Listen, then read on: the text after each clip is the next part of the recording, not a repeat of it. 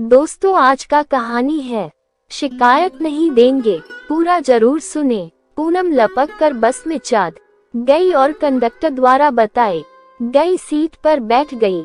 उसका दिल अभी भी जोर जोर से धड़क रहा था। अगर यह बस न पकड़ी तो वह क्या करती। शाम की घटना याद आने लगी। प्रतियोगिता परीक्षा देकर बाहर निकली थी। भीड़ के किनारे खड़ी होकर पूनम अपने ऑटो वाले का इंतजार करने लगी। ऑटो वाला उसके शहर का ही था। वह इस शहर में ऑटो चलाता था। पापा ने उसे फोन कर दिया था। वह सुबह उसे बस स्टैंड से परीक्षा केंद्र पहुंचा गया था। परीक्षा खत्म होने के बाद समय पर आकर उसे बस स्टैंड छोड़ देने को कह गया था। शाम 5 बजे तक परीक्षा था। उसने 5 बजे ही आने को कहा था। इंतजार करते करते 5:30 बजे गए। उसने उसे 2-3 बार फोन किया पर लगा ही नहीं। अधिकतर प्रतिभागी भी अपने अपने परिजन के साथ जा चुके थे।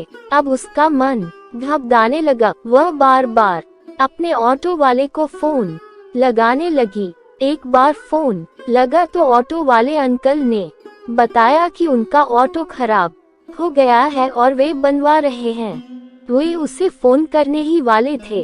अभी देर होगा, वह दूसरे ऑटो से आ जाए। ये सुनकर तो पूनम का सर चकरा गया।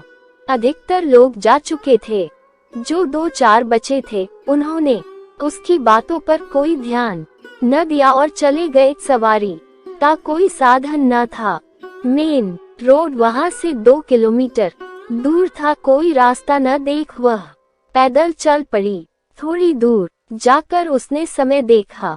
6 बज गए थे। उसके शहर जाने वाली अंतिम गाड़ी 6:30 बजे था। अगर गाड़ी छूट गई तो इस शहर में उसका कोई परिचित भी न था। रात में वह कहाँ ठहरेगी, ये प्रश्न उसे इतना परेशान करने लगा कि वह लगभग दौड़ने लगी। क्या हुआ? कुछ परेशानी है? क्यों भाग रही हो? एक मोटरसाइकिल सवार लड़का उसके बगल में आकर पूछा। तुम्हें क्या उद्धरण चिन्ह? पूनम उसे झिकते हुए बोली, देखिए रास्ता सुनसान है, अंधेरा होने वाला है, कोई आपकी सहायता करने आने वाला नहीं है। अगर कोई परेशानी है तो कहें, मैं आपकी मदद कर सकता हूँ, उसने कहा। पूनम ने इधर उधर देखा। उसकी बात ठीक थी, साथ ही उसे अपनी बस पकड़ने की चिंता भी थी। उसने उसे अपनी सारी परेशानी बताकर झिझकते हुए कहा, मुझे समझ नहीं आ रहा, मैं क्या करूं? बैठिए, मैं पहुंचा देता हूं। उसने उसे मोटरसाइकिल पर बैठने का इशारा किया और कोई उपाय न देख वह सकुचाते हुए मोटरसाइकिल पर बैठ गई। मोटरसाइकिल वाले ने अपनी मोटरसाइकिल पीछे मोड़कर बगल के पतले रास्ते पर उतार दिया और गति तेज कर दी। रोकिए, रोकिए, नहीं तो मैं कूद जाऊंगी, पूनम चिल्लाने लगी। क्या हुआ? मोटरसाइकिल वाले ने घबराकर मोटरसाइकिल रोक दिया। ये आप मुझे कहाँ ले जा रहे हैं? मेन रोड तो उधर है। मैं आप जैसे लड़कों को खूब समझती हूँ। जहाँ कोई अकेली लड़की देखी नहीं, उसकी मजबूरी का फायदा उठाने लगे। मुझे नहीं जाना आपके साथ, मैं अकेली चली जाऊंगी। पूनम मोटरसाइकिल से उतर कर गुस्से में बोलते हुए वापस जाने लगी। रुको, रुको, मेरी बात सुनो, बस स्टैंड यहाँ से दूर है, मात्र 20 मिनट बचे हैं तुम्हारी बस छूटने में। मेन रोड से हम 20 मिनट में वहाँ नहीं पहुँच सकते हैं, इसीलिए मैं इस शॉर्टकट रास्ते से तुम्हें ले जा रहा हूँ। थोड़ा सा रुककर उसने फिर कहा, मेरी भी एक छोटी बहन है, तुम्हारे जितनी ही बड़ी होगी। मैं तो उसी को याद कर तुम्हारी मदद कर रहा हूँ।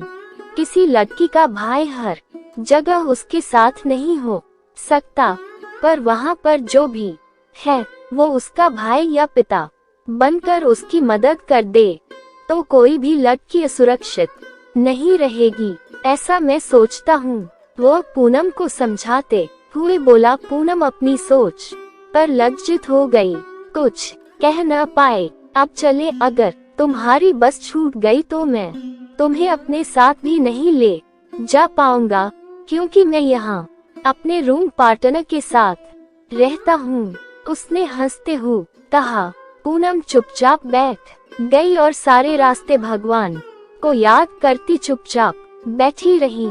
जैसे ही बस स्टैंड पहुंची, बस स्टैंड से निकलकर आगे बढ़ चुकी थी, उसने झट से मोटरसाइकिल आगे बढ़ाकर बस को रोका। पूनम झट से उतर कर लपकती हुई बस में चढ़ गई। कंडक्टर ने उसे सीट बताया और वह उस पर बैठ गई। उसका दिल तेजी से धड़क रहा था।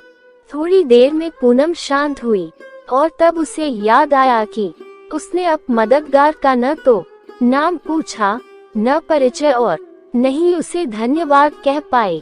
उसे बहुत अफसोस हुआ, परंतु एक बात अच्छा हुआ कि उसके मन में लड़कों के लिए जो शिकायतें थी वे सब दूर हो गई। वह लड़कों को आवारा, उदंड, गैर जिम्मेदार लड़कियों की मजबूरी का फायदा उठाने वाला ही समझती थी, क्योंकि उसने अपने आसपास ऐसे ही लड़कों को ज्यादा देखा था। उसके कोई भाई नहीं था, वह सिर्फ 2 बहनें ही थी। वह ग्रेजुएशन करके प्रतियोगिता परीक्षा दे रही थी और छोटी बहन अभी ग्रेजुएशन कर रही थी। पिता प्राइवेट नौकरी करते थे और उन्हें छुट्टी बहुत कम मिलती थी। उसे लड़कों से ढेर सारी शिकायतें थी। आज इस अजनबी की वजह से सारी शिकायत दूर हो गई।